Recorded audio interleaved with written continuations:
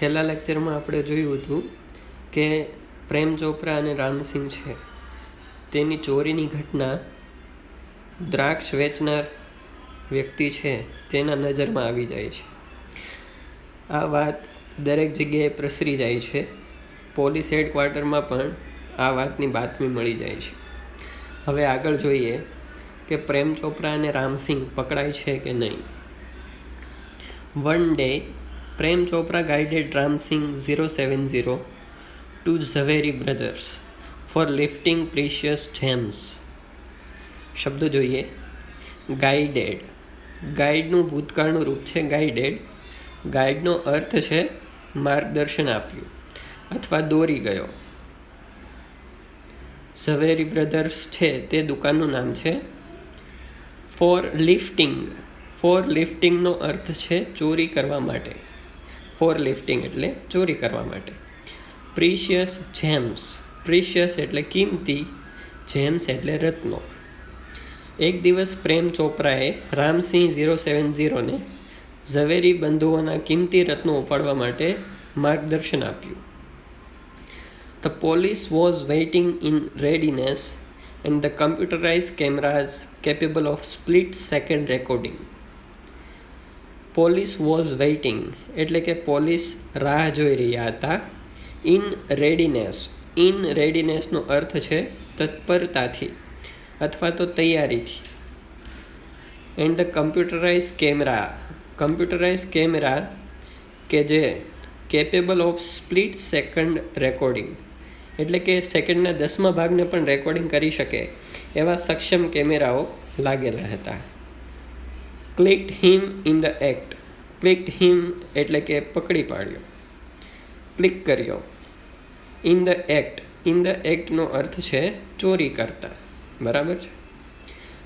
Police તત્પરતાથી રાહ જોઈ રહ્યા હતા અને કમ્પ્યુટરાઇઝ કેમેરા કે જે સેકન્ડના 10મા ભાગને રેકોર્ડિંગ કરવા સક્ષમ હતા તેને એટલે કે કેમેરાએ રામસિંહને એક્ટમાં એટલે કે ચોરી કરતા ક્લિક કર્યા એટલે કે ઝડપી પાડ્યા. But Prem Ramsingh robot was caught, but Prem Chopra fled as soon as he saw through the binoculars two persons noting down Ramsingh's license number printed on his metallic neck. શબ્દો જોઈ લઈએ. Ramsingh robot was caught. કેચનું ભૂતકાળનું રૂપ છે કોટ. Catch એટલે પકડવું. કોટ એટલે પકડાઈ ગયો. Prem Chopra fled છે બરાબર. ફ્લીનું ભૂતકાળનું રૂપ છે. ફ્લી એટલે નાસી જવું અને એનું ભૂતકાળનું રૂપ છે ફ્લેડ. એઝ સૂન એઝ એટલે તરત જ. હી સો તેણે જોયું. થ્રુ દ્વારા અથવા માંથી. બાયનોક્યુલર્સનો અર્થ છે દૂરબીન. ટુ પર્સન્સ બે વ્યક્તિઓ. નોટિંગ ડાઉનનો અર્થ છે નોંધી રહ્યા. રામસિંગ લાયસન્સ નંબર છે તે કોઈ પણ રોબોટ હોય તેનો લાયસન્સ નંબર હોય અને તે રામસિંગના નેક એટલે કે ગળામાં લખેલો હતો.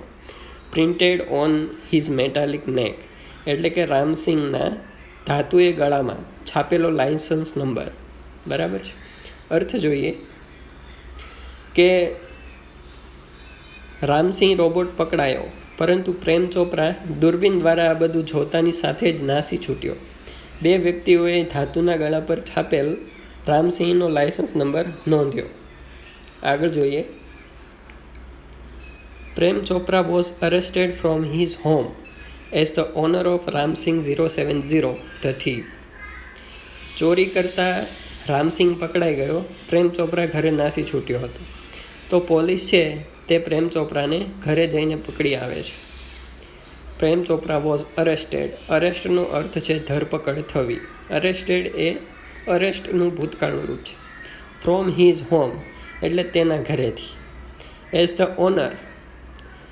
ધ ઓનર એટલે માલિક તરીકે. બરાબર. રામસિંહ 070 ધ થીવ એટલે કે પ્રેમ ચોપરાની ધરપકડ તેમના ઘરેથી કરવામાં આવી કારણ કે તે રામસિંહ 070ના માલિક હતા. બરાબર. Soon after his arrest, Prem Chopra was released on bail until the court hearing. Soon after એટલે કે તરત જ. હિઝ અરેસ્ટ એટલે કે તેની ધરપકડ થયા બાદ. પ્રેમ ચોપરા વોઝ રિલીઝડ. રિલીઝ એટલે બહાર પાડવું. અહીંયા એનો અર્થ છે જવા દેવું અથવા છતું કરવું. ઓન બેલ એટલે કે જામીન તરીકે. અન્ટિલ જ્યાં સુધી ત્યાં સુધી. ધ કોર્ટ હિયરિંગ એટલે કે કોર્ટની સુનાવણી. કોર્ટ હિયરિંગનો અર્થ છે કોર્ટની સુનાવણી. સૂન આફ્ટર હિઝ અરેસ્ટ તેની ધરપકડ થયા બાદ. પ્રેમ ચોપરા વોઝ રિલીઝડ ઓન બેલ એટલે કે પ્રેમ ચોપરાને જામીન પર છોડવામાં આવ્યો હતો. અન્ટિલ ધ કોર્ટ હિયરિંગ એટલે કે કોર્ટની સુનાવણી થાય ત્યાં સુધી. તેની ધરપકડ બાદ તરત જ પ્રેમ ચોપરાને કોર્ટની સુનાવણી સુધી જામીન પર છૂટા કરવામાં આવ્યા. None of the stolen articles were recovered from his home. None of the stolen articles. Stolen articles એટલે ચોરાયેલી વસ્તુ, ચોરી થયેલી વસ્તુ. વેર recover.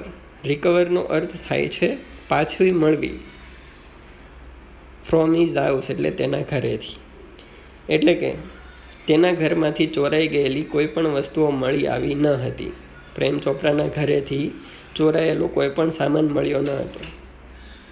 He had cleverly dispose them of through his gang. In the court he denied all the charges.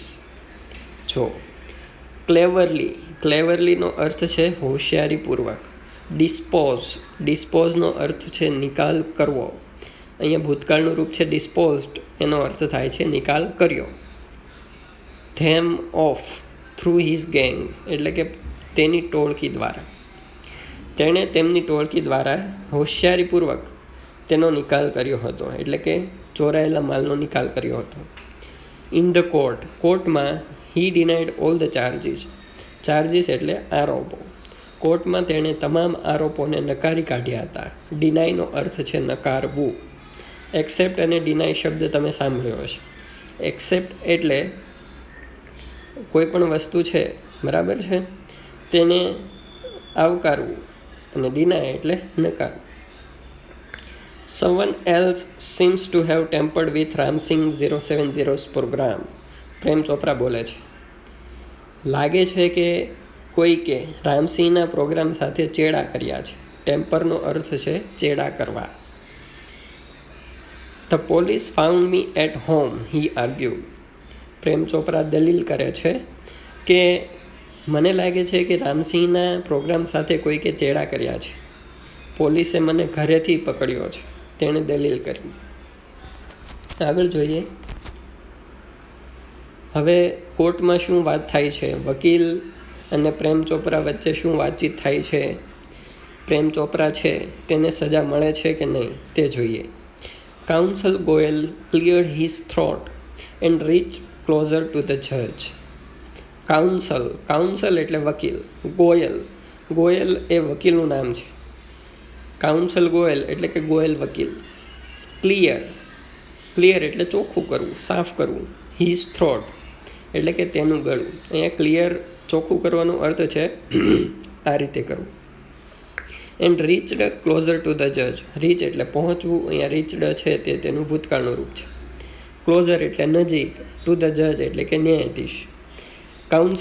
Counsel ગોયલે તેનું ગળું સાફ કર્યું અને ન્યાયાધીશની નજીક પહોંચી ગયા અને બોલ્યા, considering mister Chopra's explanation and the happenings of the last few days, when so many jewelers and curio dealers have been affected, it seems important to know the working of Ramsing robot. આ રીતે વકીલ બોલે છે. જો કન્સિડરનો અર્થ છે ધ્યાનમાં લેવું. Mister Chopra's explanation એટલે કે પ્રેમ ચોપરાનો ખુલાસો. Happenings of the last few days એટલે કે કેટલાક દિવસોની ઘટનાઓ. હેપનિંગ એટલે ઘટના. લાસ્ટ ફ્યુ ડેઝ એટલે કે છેલ્લા કેટલાક દિવસ. When so many jewellers and curio dealers. Jewellers એટલે ઝવેરીઓ અને ક્યુરિયો ડીલર્સ એટલે કે કલાકૃતિઓના ડીલરો. અફેક્ટેડ એટલે કે પ્રભાવિત થયા છે. ઇટ સીમ્સ એવું લાગે છે, ઇમ્પોર્ટન્ટ મહત્ત્વનું, ટુ નો જાણવું, the working of Ram Singh robot એટલે કે રામસિંગ રોબોટની કામગીરી. આખા વાક્યનો અર્થ જોઈએ. શ્રીમાન ચોપરાના ખુલાસા અને છેલ્લા કેટલાક દિવસોની ઘટનાઓને ધ્યાનમાં લેતા કે જેથી ઘણા ઝવેરીઓ અને કલાકૃતિ ડીલરો છે તે પ્રભાવિત થયા છે, ત્યારે રામસિંહ રોબોટની કામગીરી જાણવી મહત્વપૂર્ણ છે. વકીલ આગળ બોલે છે, I request Ramsingh robot to be called in the court.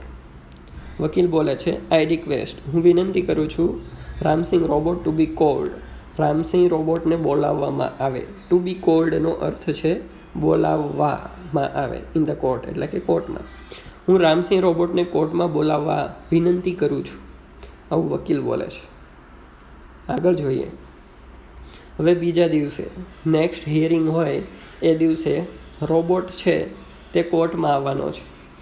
એટલે ન્યૂઝપેપરમાં, ટીવીમાં આ જાહેરાત આવે છે કે રોબોટ છે તે કોર્ટમાં જશે.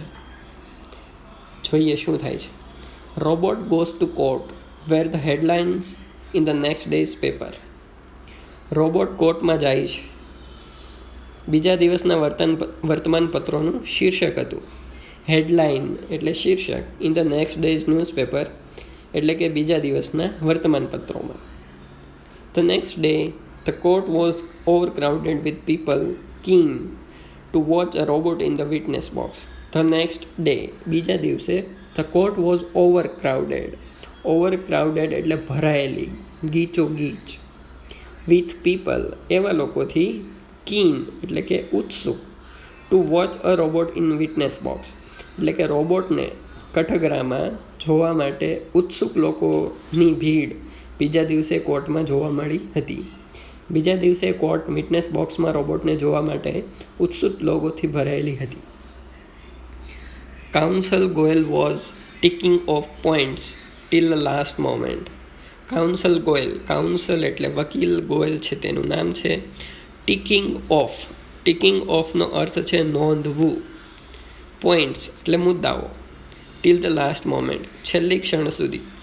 કાઉન્સલ ગોયલ અંતિમ ક્ષણ સુધી મુદ્દાઓની નોંધ કરતો હતો. He appeared confident and crisp but so was Prem Chopra. Confident એટલે આત્મવિશ્વાસપૂર્ણ, ક્રિસ્પ એટલે ચપળ. તે આત્મવિશ્વાસપૂર્ણ અને ચપળ દેખાતા હતા અને પ્રેમ ચોપડા પણ તેમ જ હતા. પ્રેમ ચોપરા છે તેને એવું લાગતું હતું કે કેસ હું જીતીશ, જ્યારે વકીલને એવું લાગતું હતું કે હું જીતીશ. Never would this machine man betray his master. Prem ચોપરાને એવું લાગતું હતું કે આ મશીન માણસ છે તે તેના માલિક સાથે ક્યારેય દગો નહીં કરે. Never would this machine man betray. બીટ્રેનો અર્થ છે દગો કરવો. એટલે કે આ મશીન માણસ ક્યારેય તેના માસ્ટર સાથે દગો કરશે નહીં, આવું પ્રેમ ચોપરાને લાગતું હતું. The proceedings began and Ramsinh 070 appeared in the witness box. કાર્યવાહી શરૂ થઈ. પ્રોસિડિંગ એટલે કાર્યવાહી. બિગેન, બિગિનનું ભૂતકાળનું રૂપ છે બિગેન. કાર્યવાહી શરૂ થઈ. And Ramsinh 070 appeared in the witness box. અને રામસિંહ છે તે સાક્ષીના કઠઘરામાં દેખાયો, વિટનેસ બોક્સમાં દેખાયો. એપિયર એટલે દેખાવું. હવે આગળ શું થાય છે તે આપણે નેક્સ્ટ લેક્ચરમાં જોવાનું છે. શું પ્રેમ ચોપરા છે બરાબર તે આરોપી જાહેર થાય છે કે નહીં? ન્યાયાધીશ તેને સજા કરે છે કે નહીં? કેસ કોણ જીતે છે, પ્રેમ ચોપરા કે પછી વકીલ ગોયલ? તે આપણે નેક્સ્ટ લેક્ચરમાં જોઈશું.